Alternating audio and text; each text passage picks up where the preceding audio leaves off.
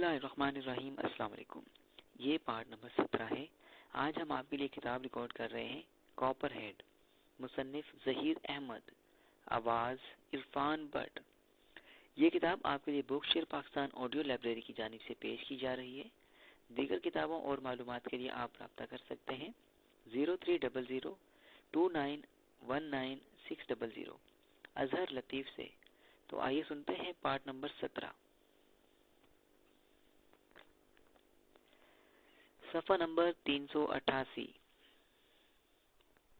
ایسا کیسے ہو سکتا ہے؟ لیڈی فونڈا کا سیل فون عمران کے پاس تھا۔ ہم نے اسی سیل فون کو ٹریک کیا تھا اور راہبہ کی اس رہائش گاہ میں پہنچے تھے جہاں 6 افراد موجود تھے۔ ان میں بھی ایک ہی لڑکی تھی۔ یہ وہی تعداد تھی جو عمران اور اس کے ساتھیوں کے بارے میں بتائی گئی تھی۔ پھر ایسا کیسے ہو سکتا ہے کہ الاسد، عمران اور اس کے ساتھی ایک ہی وقت میں راہبہ میں بھی موجود ہوں اور تل ابیب میں بھی؟ اینگری مین نے حیرت بھرے انداز میں بڑبڑاتے ہوئے کہا، کہیں ایسا تو نہیں کہ عمران نے لیڈی فونڈا کا سیل فون کسی گاڑی میں رکھ دیا ہو جس میں ایک عورت سمیت 6 افراد راہبہ جا رہے ہوں؟ اس نے سیل فون مجھے اور میری فورس کو ڈاش دینے کے لیے رکھا ہو تاکہ ہم اس سیل فون کے پیچھے لگے رہیں اور اسے راہبہ سے نکلنے کا موقع مل جائے۔ اینگری مین نے مسلسل سوچتے ہوئے کہا، اور پھر اس پوائنٹ پر وہ جتنا سوچتا اس کا شک یقین میں بدلتا چلا گیا کہ ہو نہ ہو عمران نے اسے یقیناً ڈوش دینے کے لیے لیڈی فونڈا کا سیل فون راہبہ کی کسی فیملی گاڑی میں رکھ دیا ہوگا جو تیمرت سے ہوتے ہوئے راہبہ پہنچے ہوں گے، اور اینگری مین اسی فون کے تعاقب میں وہاں پہنچ گیا تھا۔ عمران واقعی شیطانی دماغ کا مالک ہے۔ اس سے کچھ بعید نہیں کہ وہ کیا کر گزرے۔ مجھے یقین تو نہیں ہو رہا کہ عمران مجھے اس طرح دوش دے دے گا، لیکن اس کے باوجود میرا دل مطمئن نہیں ہو رہا۔ تل ابیب میں جو افراد موجود ہیں، اگر وہ الاسد، عمران اور اس کے ساتھی ہیں اور ان کے زندہ ہونے کی اطلاع چیف کو مل گئی تو اسے مجھ پر انگلی اٹھانے کا موقع مل جائے گا۔ مجھے ہر حال میں ان افراد کو چیک کرنا ہوگا، اور انہیں چیک کرنے کا یہی طریقہ ہے کہ اس رہائش گاہ پر ریڈ کیا جائے اور ان سب افراد کو زندہ گرفتار کیا جائے، ان کے میک اپ چیک کیے جائے اور پھر ان سے پوچھ گچھ کی جائے۔ اگر مجھے ان پر ذرا سا بھی شک ہوا کہ وہ الاسد، عمران اور اس کے ساتھی ہی ہیں تو میں انہیں دوسرا سانس بھی لینے کا موقع نہیں دوں گا اور انہیں ہلاک کر کے وہیں دفن کر دوں گا۔ اینگری مین نے غصے سے بڑبڑاتے ہوئے کہا۔ وہ چند لمحے اسی طرح سوچتا رہا، پھر اس نے فوراً سیل فون کے نمبر پریس کرنا شروع کر دیے۔ جلد ہی اس کا اپنی فورس کے انچارج جوفر سے رابطہ ہو گیا۔ اس نے جوفرے کو ایک بار پھر مشن کے بارے میں تفصیلات سے آگاہ کر کے تیار رہنے کا حکم دیا۔ جوفرے نے کہا کہ وہ اس کے آنے تک فورس کو تیار کر دے گا۔ اس بار انہیں چونکہ تل ابیب میں ہی کارروائی کرنی تھی، اس لیے اینگری مین نے انہیں تیز رفتار جیپوں پر ایسٹ ویو پہنچنے کی ہدایت دی تھی۔ جوفرے کو کال کرنے کے بعد اینگری مین اٹھا اور اپنا سیل فون جیب میں ڈالتا ہوا بیرونی دروازے کی جانب بڑھتا چلا گیا۔ تھوڑی دیر بعد وہ اپنی تیز رفتار کار میں ایسٹ ویو کی جانب اڑا جا رہا تھا۔ الباصر کالونی کے آغاز میں ہی اسے 4 جیپیں نظر آئیں جو سائیڈ میں رکی ہوئی تھی۔ ان جیپوں میں 5 افراد کا گروپ موجود تھا جنہیں جوفرے کے ساتھ لایا تھا۔ اینگری مین نے انہیں دیکھ کر کار وہاں روکی تو جوفرے سے تیز چلتا ہوا اس کی کار کے پاس آ گیا۔ اس کالونی کے آغاز میں راؤڈس موجود ہے، ہمیں اسے بھی پک کرنا ہے، تم سب میرے پیچھے آؤ۔ اینگری مین نے کہا تو جوفرے نے اس بات میں سر ہلایا اور اینگری مین نے کار آگے بڑھا دی۔ کچھ ہی دیر میں جیپیں بھی اس کے پیچھے روانہ ہو گئیں۔ اس کالونی کی طرف مڑتے ہی اینگری مین کو سائیڈ میں ایک نوجوان کھڑا دکھائی دیا۔ اس نوجوان کو دیکھتے ہی اینگری مین نے کار روک دی۔ نوجوان اینگری مین کا مخبر راؤڈس تھا۔ اینگری مین نے اشارے سے اسے اپنی کار میں آنے کے لیے کہا تو راؤڈس فرنٹ سے گھومتا ہوا کار کے دوسری طرف آیا اور سائیڈ سیٹ پر آ کر بیٹھ گیا۔ کون سی رہائش گاہ ہے وہ؟ اینگری مین نے پوچھا۔ رائٹ سائیڈ میں 4 عمارتوں کو چھوڑ کر 5ویں رہائش گاہ جس کا گیٹ سیاہ رنگ کا ہے۔ راؤڈس نے انگلی کے اشارے سے سامنے موجود ایک عمارت کی طرف دیکھتے ہوئے کہا، تمہارا وہ دوست کہاں ہے جس نے تمہیں بتایا تھا کہ اس نے الاسد، عمران اور اس کے ساتھیوں کو اسی رہائش گاہ میں ڈراپ کیا تھا؟ اینگری مین نے پوچھا۔ میں اس کی رہائش گاہ کے بارے میں جانتا ہوں باس، ہم جب چاہیں اسے وہاں سے اٹھا سکتے ہیں۔ راؤڈس نے جواب دیا، ٹھیک ہے، میں جب تک ان افراد کو دیکھتا ہوں تم جاؤ اور جا کر اسے بھی لے آؤ۔ اینگری مین نے کہا تو راؤڈس نے اس بات میں سر ہلایا اور تیزی سے کار کا دروازہ کھول کر باہر نکل گیا۔ اس کے کار سے نکلتے ہی اینگری مین بھی کار سے نکل کر باہر آ گیا۔ اس کے پیچھے آنے والی جیپیں اس کی کار کی پیچھے رکی ہوئی تھی۔ اینگری مین نے جوفرے کو اشارہ کیا تو جوفرے نے فوراً اپنے ساتھیوں کو جیپوں سے اترنا شروع کر دیا۔ تیزی سے جا کر اس عمارت کو گھیر لو۔ اس بات کا خیال رکھنا کہ عمارت کے کسی حصے سے کوئی نکل کر بھاگ نہ سکے۔ ہمیں عمارت میں داخل ہو کر وہاں موجود تمام افراد کو گرفتار کرنا ہے۔ اگر وہ آسانی سے قابو آ جائیں تو ٹھیک ہے، ورنہ تم انہیں گولیاں مار کر اس حد تک زخمی کر دینا کہ وہ بے بس ہو جائیں، کیونکہ میں ان سے ضروری معلومات حاصل کرنا چاہتا ہوں۔ اینگری مین نے کہا تو جوفرے نے اس بات میں سر ہلایا اور اپنے ساتھیوں کو اشارہ کر کے تیزی سے مطلوبہ رہائش گاہ کی طرف بھاگتا چلا گیا۔ کچھ ہی دیر میں رہائش گاہ جوفرے اور اس کے مسلح ساتھیوں کے گھیرے میں تھی۔ جوفرے کے ساتھ آنے والے 20 افراد نے رہائش گاہ کے ہر حصے کے گرد پوزیشن لے لی تھی۔ اینگری مین نے جب انہیں پوزیشن سنبھالتے دیکھا تو وہ تیز تیز چلتا ہوا جوفرے کے نزدیک آ گیا۔ اپنے ساتھیوں کے ساتھ رہائش گاہ کی دیواروں کو بموں سے اڑا دو اور فائرنگ کرتے ہوئے تیزی سے اندر داخل ہو جائے۔ تمہارا حملہ اس قدر تیز ہونا چاہیے کہ اندر موجود افراد میں سے کسی کو بھی جوابی کارروائی کا یا مزاحمت کا موقع نہ مل سکے۔ اینگری مین نے کہا تو جوفرے نے اس بات میں سر ہلایا اور پھر وہ تیز تیز چلتا ہوا عمارت کی طرف بڑھ گیا۔ دوسرے لمحے ماحول اچانک تیز دھماکوں اور فائرنگ کی تیز آوازوں سے گونجنا شروع ہو گیا۔ جوفرے اور اس کے ساتھیوں نے رہائش گاہ کی دیواروں کو بموں سے اڑاتے ہوئے اور فائرنگ کرتے ہوئے تیزی سے رہائش گاہ کے اندر داخل ہونا شروع کر دیا تھا۔ اینگری مین رہائش گاہ کے باہر ہی کھڑا انتظار کر رہا تھا۔ اسے یقین تھا کہ جوفرے اور اس کی فورس عمارت میں کسی کو بھی ایسا موقع نہیں دے گی کہ وہ اپنا اسلحہ لے کر ان کا مقابلے پر آ سکے، اور یہی ہوا تھا۔ جوفرے فورس کو لے کر عمارت کی بیرونی اور اندرونی دیواروں اور دروازوں کو بموں سے اڑاتا ہوا برق رفتاری سے اندر داخل ہو گیا تھا۔ تقریباً 15 منٹ تک یہ کارروائی جاری رہی، پھر اندر سے فائرنگ اور دھماکوں کی آوازیں آنا بند ہو گئی۔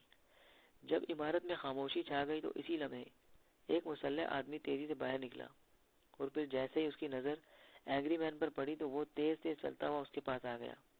سر، باس جوفرے آپ کو اندر بلا رہے ہیں۔ ہم نے رہائش گاہ میں موجود تمام افراد کو گرفتار کر لیا ہے، وہ سب ہمارے قابو میں ہی ہیں، اس آدمی نے کہا۔ گڈ شو، کتنے افراد ہیں وہ؟ اینگری مین نے پوچھا۔ 6 افراد ہیں جناب، ان میں ایک عورت بھی شامل ہے، اس آدمی نے کہا تو اینگری مین کی آنکھوں میں تیز چمک آ گئی۔ اس نے اس بات میں سر ہلایا اور مسلح آدمی کے ساتھ رہائش گاہ میں داخل ہو گیا۔ وہ آدمی اسے مختلف راستوں سے گزارتا ہوا ایک ہال نما بڑے کمرے میں لے آیا جو سٹنگ روم کے طرز پر سجا ہوا تھا۔ سامنے صوفوں اور کرسیوں پر 6 افراد بیٹھے ہوئے تھے جن کے ہاتھ پاؤں بندھے دکھائی دیے۔ ان میں ایک عورت بھی شامل تھی۔ جوفرے اور اس کے ساتھیوں نے انہیں باندھنے کے باوجود ان پر اپنی مشین گنیں تان رکھی تھی تاکہ ان میں سے کوئی حرکت نہ کر سکے۔ وہ سب ہوش میں تھے اور خاصے پریشان دکھائی دے رہے تھے۔ اینگری مین کو اندر آتے دیکھ کر جوفرے اور اس کے ساتھی زیادہ الرٹ ہو گئے۔ کیا یہی 6 افراد تھے یہاں؟ اینگری مین نے جوفرے کی جانب دیکھتے ہوئے پوچھا۔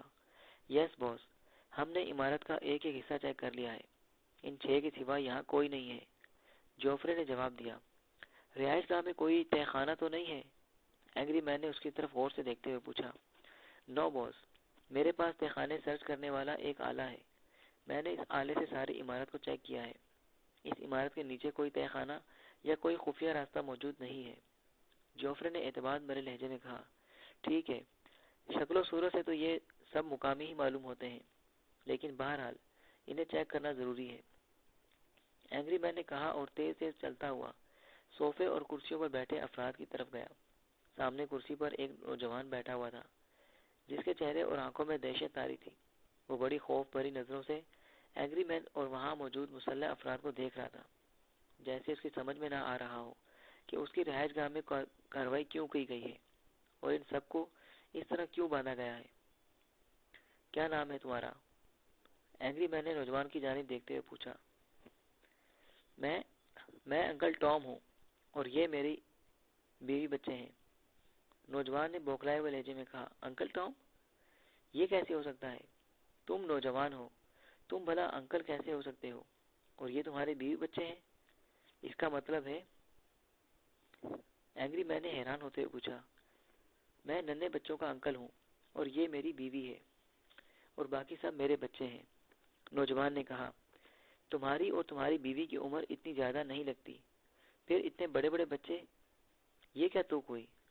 اینگری مین نے منہ بنا کر کہا، بس جناب کیا بتاؤں، جن کی بچپن میں ہی شادیاں کر دی جائیں تو پھر اولاد باپ سے بڑی ہو جاتی ہے۔ میرے ساتھ بھی ایسا ہی ہوا تھا۔ نوجوان نے ایک طویل سانس لیتے ہوئے کہا، اوہ، لگتا ہے تم مجھے احمق بنانے کی کوشش کر رہے ہو۔ نہیں جناب، میری اتنی اوقات کہاں کہ میں بنے بنائے کو کچھ بنا سکوں۔ نوجوان نے اسی انداز میں کہا تو اینگری مین اسے کھا جانے والی نظروں سے گھورنا شروع ہو گیا۔ سچ سچ بتاؤ کہ تم کون ہو، ورنہ میرے ساتھی تمہیں ابھی بھون کر رکھ دیں گے۔ کیوں جناب، ہم نے کیا کیا ہے جو آپ کے ساتھی ہمیں بھون کر رکھ دیں گے؟ ویسے بھی ہم انسان ہیں، جانور نہیں، جو آپ کے ساتھی ہمیں روسٹ کر دیں گے۔ اور جہاں تک میرا خیال ہے، روسٹ ہونے کو ہی بھوننا کہتے ہیں۔ کیوں؟ نوجوان نے پہلے اینگری مین سے اور پھر اپنے دائیں طرف بیٹھی ہوئی لڑکی کی طرف دیکھتے ہوئے کہا، تو جواب میں لڑکی اسے تیز نظروں سے گھورنا شروع ہو گئی۔ کیا تم پاگل ہو؟ اینگری مین نے اسے غور سے دیکھتے ہوئے کہا، نہیں جناب، آپ کے سامنے بھلا میری کیا حیثیت ہو سکتی ہے؟ نوجوان نے بڑے سعادت مندانہ لہجے میں کہا، اور اینگری مین غورا کر رہ گیا۔ اچانک کوئی خیال آنے پر وہ چونکا اور پھر اس کا چہرہ غیظ و غضب سے سرخ ہوتا چلا گیا۔ ہوں، تمہاری باتوں سے مجھے اندازہ ہو رہا ہے کہ تم علی عمران ہو، وہی دوسروں کو احمق بنانے کے لیے ایسی باتیں کرتا ہے۔ اینگری مین نے نوجوان کی جانب دیکھتے ہوئے کہا، علی عمران؟ کون علی عمران جناب؟ اس نام کی تو میں نے کبھی چڑیا بھی نہیں پالی ہے۔ کیوں؟ نوجوان نے ایک بار پھر لڑکی کی طرف تصدیق کرانے کے لیے دیکھ کر اپنے مخصوص انداز میں کہا، تو میرا اندازہ غلط نہیں ہے کہ میں نے راہبہ میں لیڈی فونڈا کے سیل فون کا تعاقب کرتے ہوئے جن 6 افراد کو ہلاک کیا تھا وہ تم اور تمہارے ساتھی نہیں تھے۔ تم نے لیڈی فونڈا کا سیل فون تیمرس میں ہی کسی ایسی گاڑی میں رکھ دیا تھا جو راہبہ جا رہی تھی، اور اتفاق سے اس گاڑی میں بھی 6 افراد موجود تھے۔ تم نے یہ سب کچھ مجھے ڈوش دینے کے لیے کیا تھا تاکہ میں لیڈی فونڈا کا سیل فون کے پیچھے بھاگتا رہوں اور تم آسانی سے راہبہ سے نکل جاؤ۔ اینگری مین نے غصیلے لہجے میں کہا، آپ شاید کچھ کہہ رہے ہیں جناب، لیکن مجھے آپ کی آواز سنائی نہیں دے رہی۔ ایسا لگ رہا ہے جیسے یا تو میرے کان خراب ہو گئے ہیں یا پھر آپ بولنے والے انداز میں چوئنگم چبا رہے ہیں۔ نوجوان نے کہا، یو شٹ اپ نونسنس۔ تمہاری باتیں سن کر اور تمہارا اطمینان بھرا انداز دیکھ کر مجھے یقین ہو گیا ہے کہ تم عمران ہو۔ اینگری مین نے پھٹ پڑنے والے لہجے میں کہا، نہیں جناب، میں علی عمران نہیں، عمران علی ہوں۔ ارے میرا مطلب میں انکل سام جام کام۔ او نہیں، میں انکل شام۔ او فو، پھر زبان پھسل گئی۔ کیا بتایا تھا میں نے آپ کو؟ میں انکل کون سا انکل ہوں؟ نوجوان نے بڑے گڑبڑائے ہوئے لہجے میں کہا تو اینگری مین غرا کر رہ گیا۔ اب جبکہ مجھے یقین ہو چکا ہے کہ تم عمران ہی ہو اور یہ سب تمہارے ساتھی ہیں، تو پھر مجھے تم سے مزید بات کرنے کی کوئی ضرورت نہیں ہے۔ میں یہاں تمہاری موت بن کر آیا ہوں اور تم اور تمہارے ساتھی آج ہر صورت میں میرے ہاتھوں موت کا شکار ہوگے۔ اینگری مین نے ہرا کر کہا اور ساتھ ہی اس نے بجلی کی سی تیزی سے اپنی جیب سے ایک مشین پستل نکال لیا۔ بڑا خوبصورت کھلونا ہے، کہاں سے لیا ہے؟ نوجوان نے اس کے ہاتھ میں مشین پستل دیکھ کر ننھے بچوں کی طرح آنکھیں چمکاتے ہوئے کہا، جب اس مشین پستل کی گولیاں تمہارے سینے میں اتریں گی تو تمہیں اس کی قیمت کا خود ہی علم ہو جائے گا۔ اینگری مین نے کہا اور ساتھ ہی اس نے مشین پستل کا ٹریگر دبا دیا۔ ماحول مشین پستل کی تیز تڑتڑاہٹ اور ایک انسانی چیخ کی آواز سے بری طرح سے گونج اٹھا۔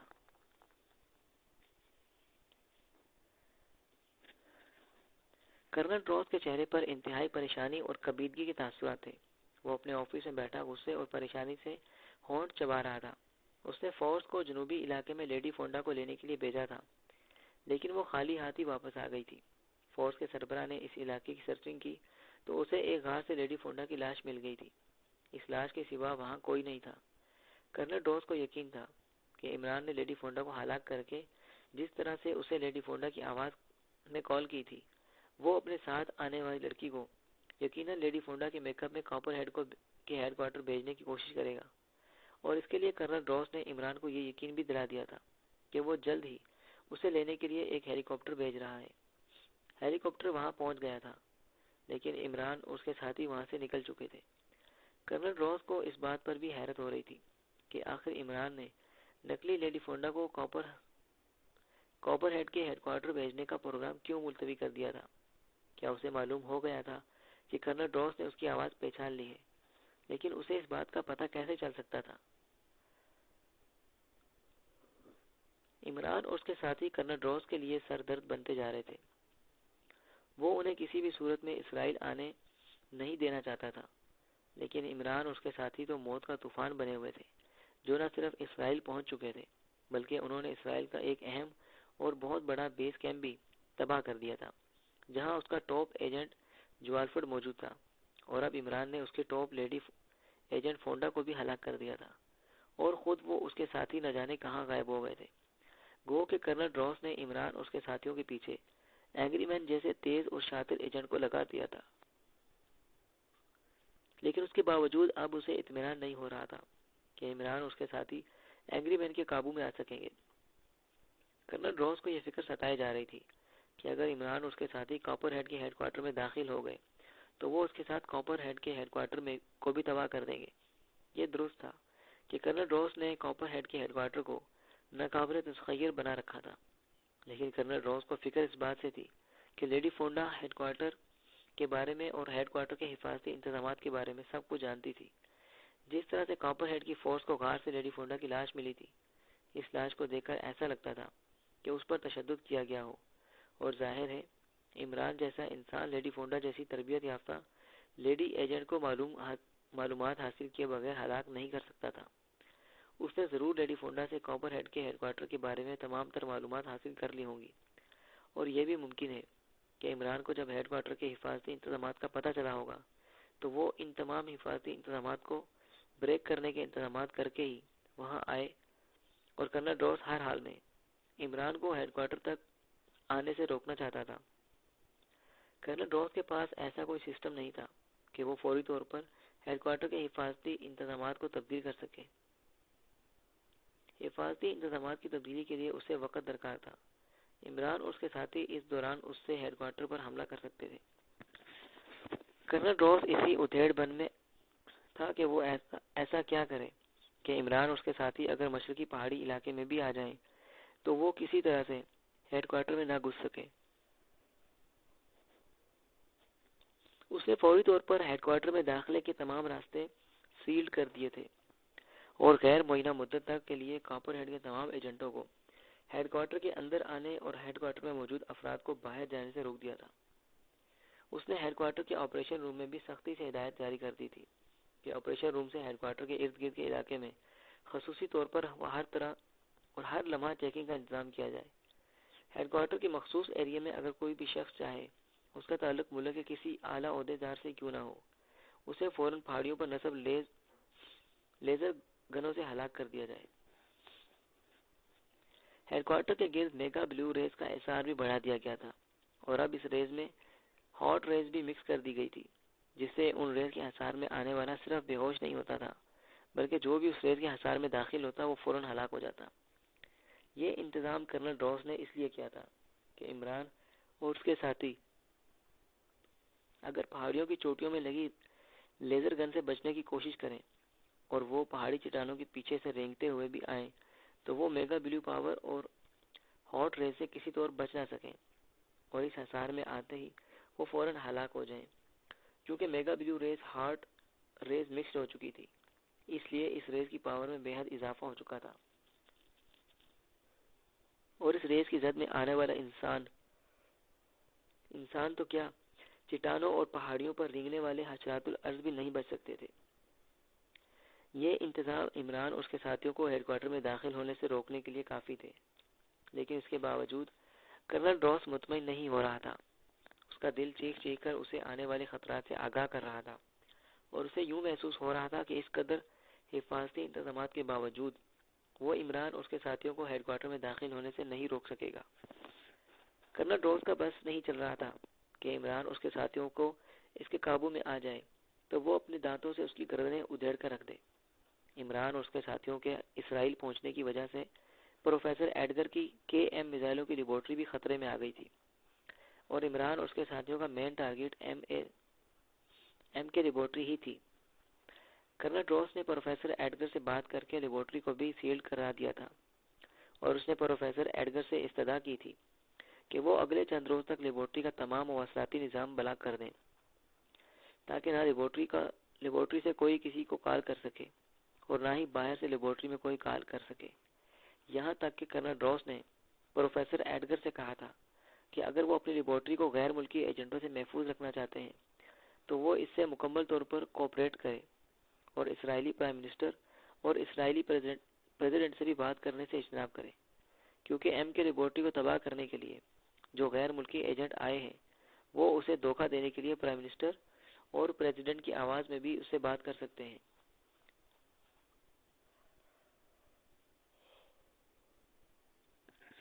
پروفیسر ایڈگر نے کرنل روس کی تمام باتیں مان لی تھیں، اور اب اس کا کرنل روس کے سوا کسی سے رابطہ نہیں تھا۔ کرنل روس خود بھی پروفیسر ایڈگر سے رابطہ نہیں رکھنا چاہتا تھا، لیکن چونکہ اسے پروفیسر ایڈگر کو مسلسل اپڈیٹ بھی کرنا تھا، اس لیے اسے مجبوراً پروفیسر ایڈگر سے رابطہ برقرار رکھنا پڑ رہا تھا۔ یہ اینگری مین کہاں رہ گیا؟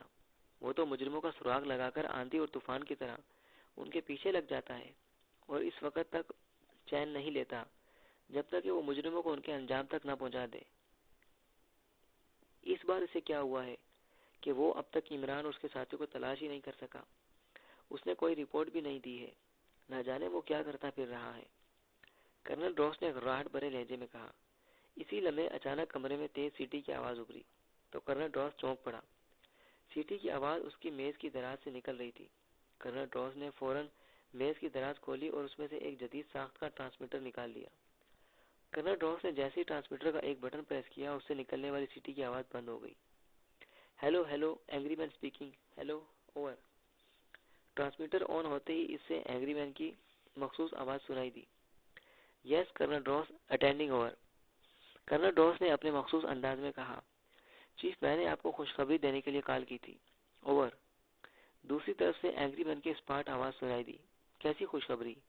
کیا عمران اور اس کے ساتھی تمہارے ہاتھوں ہلاک ہو چکے ہیں، اوور؟ یس چیف، میں نے عمران سمیت اس کے تمام ساتھیوں کو ہلاک کر دیا ہے، جن میں الاسد تنظیم کا سربراہ الاسد بھی شامل تھا، اوور۔ اینگری مین نے اسی انداز میں کہا تو کرنل روس بے اختیار اچھل پڑا۔ اوہ، کیا تم سچ کہہ رہے ہو؟ کیا واقعی عمران اور اس کے ساتھی ہلاک ہو چکے ہیں، اوور؟ کرنل روس نے یقین نہ آنے والے انداز میں کہا، یس چیف، ان کی لاشیں میرے قدموں پڑی ہیں، اوور۔ اینگری مین نے کہا، کیا تمہیں یقین ہے کہ ہلاک ہونے والے عمران اور اس کے ساتھی ہی ہیں، اوور؟ کرنل روس نے ہونٹ چباتے ہوئے کہا، یس چیف، وہ سب میک اپ میں تھے، میں نے انہیں ہلاک کر کے خصوصی طور پر ان کے میک اپ صاف کرائے ہیں۔ اس وقت ان کی لاشیں اصلی شکل میں ہی میرے سامنے پڑی ہیں، اوور۔ اینگری مین نے کہا، مجھے تفصیل بتاؤ، تم ان تک کیسے پہنچے تھے اور وہ سب تمہارے ہاتھوں کیسے ہلاک ہوئے، اوور۔ مجھے ان کے بارے میں انڈر ورلڈ میں کام کرنے والے میرے ایک آدمی نے اطلاع دی۔ اس نے بتایا تھا کہ عمران اور اس کے ساتھی رائبہ سے نکل کر تل ابیب پہنچ گئے ہیں۔ عمران اور اس کے ساتھیوں کو جس اسٹیشن ویگن میں لایا گیا تھا، وہ ویگن میرے ہی آدمی نے اس شخص کو دی تھی جو الاسد سمیت عمران اور اس کے ساتھیوں کو لینے رائبہ گیا تھا۔ میرے آدمی نے ویگن کے نیچے ایک ٹریکر لگا دیا تھا، جس سے ویگن کے بارے میں اسے تمام انفارمیشن مل رہی تھی کہ ویگن نے کن کن راستوں پر سفر کیا ہے اور کہاں کہاں گئی ہے۔ جب اس بات کی تصدیق ہو گئی کہ رائبہ سے آنے والے افراد کہاں ڈراپ ہوئے ہیں، تو اس نے فوراً مجھ سے رابطہ کیا اور مجھے تمام تفصیلات سے آگاہ کر دیا۔ میں فوری طور پر اپنے ساتھ ایکشن گروپ لے گیا اور پھر میں نے اس رہائش گاہ پر دھاوا بول دیا۔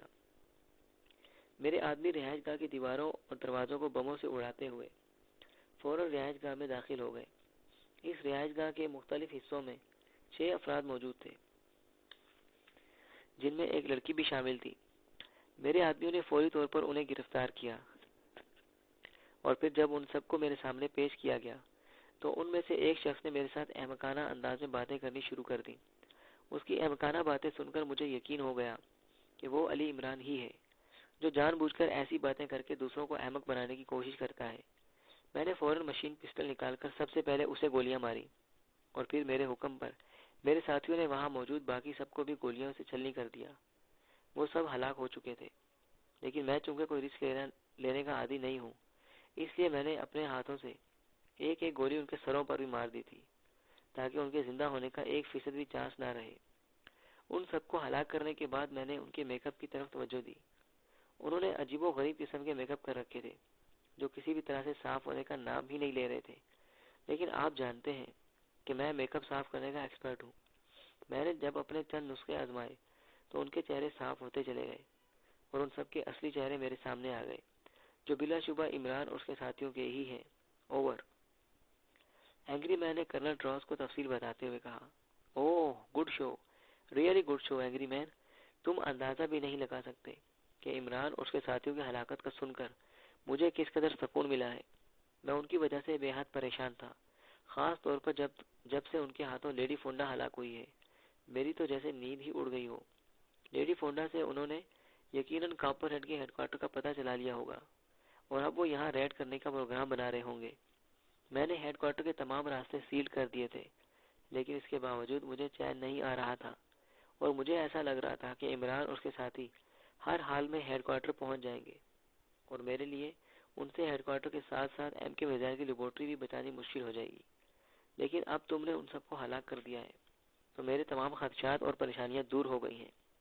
تم نے عمران اور اس کے ساتھیوں کو ہلاک کر کے جو کارنامہ سر انجام دیا ہے وہ میرے لیے ہی نہیں، اسرائیل کے لیے باعث مسرت ہے۔ تم یقیناً اس کارنامے کے لیے مبارکباد اور انعام کے حقدار ہو۔ میں اس سلسلے میں پرائم منسٹر کے ساتھ ساتھ اسرائیلی پریزیڈنٹ سے بھی بات کروں گا کہ تمہارے اس کارنامے کو نہ صرف تاریخ میں سنہری حروفوں سے لکھا جائے بلکہ اس کارنامے پر تمہیں اسرائیلی کا بڑے سے بڑا میڈل اور انعام سے بھی نوازا جائے۔ اوور۔ کرنل ڈراس نے انتہائی مسرت بھرے لہجے میں کہا، yes chief, thank you, over. Angry man نے اسی طرح سپاٹ لہجے میں کہا۔ اس کا انداز ایسا تھا کہ میڈل اور انعام ملنے کا سن کر اسے خاص خوشی نہ ہوئی ہو۔ اب تم ایسا کرو کہ ان سب کی لاشیں کہیں لے جا کر دفن کر دو۔ مجھے ڈر ہے کہ کہیں پھر سے ان کی لاشیں زندہ نہ ہو جائیں۔ اگر ایسا ہوا تو یہ لوگ زندہ انسانوں سے بھی کہیں بڑھ کر طاقتور اور خوفناک ہو جائیں گے۔ اوور۔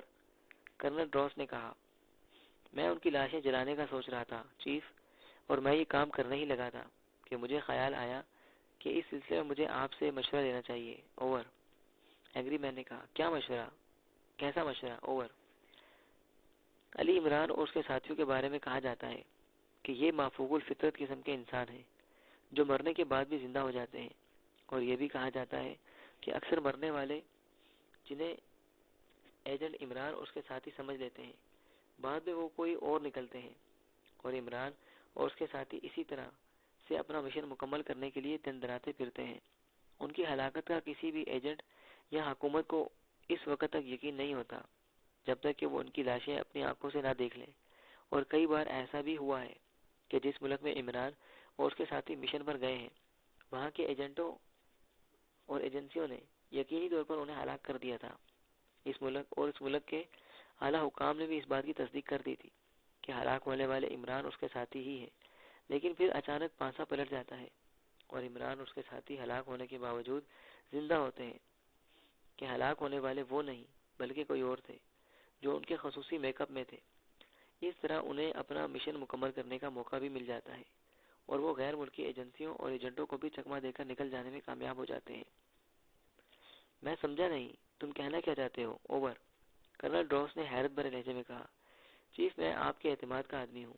آپ نے تو میری بات سن کر یقین کر لیا ہے کہ عمران اور اس کے ساتھیوں کو میں ہلاک کر چکا ہوں، لیکن کیا آپ اس بات کا پرائم منسٹر یا پریزیڈنٹ صاحب کو یقین دلا سکیں گے کہ ہلاک ہونے والے عمران اور اس کے ساتھی ہی ہیں؟ اوور۔ پارٹ نمبر 17 یہاں اختتام پذیر ہوا۔ بقیہ حصہ صفحہ نمبر 411 سے سماعت فرمائیے۔